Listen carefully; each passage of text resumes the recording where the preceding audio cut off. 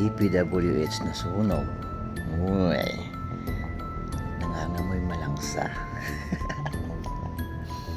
Talagang timing pa, ha? Hindi natin alam kung ano mga nasusunog doon. Tumaming pa talaga kung kailan merong sitwasyon na ganito ang ating bansa. Hindi natin alam kung anong nasunog doon.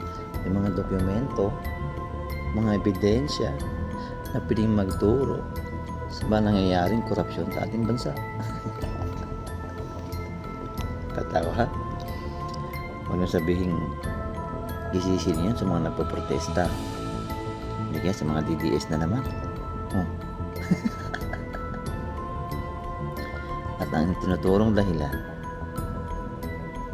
computer. Wow, ha? Kung kailan super high-tech na talaga ngayon ng panahon, saka pa nagkasunog ng computer. Ay, iwan ko na lang. Paano kasi malapit nang madawit yung pinaka-mastermind. Tama.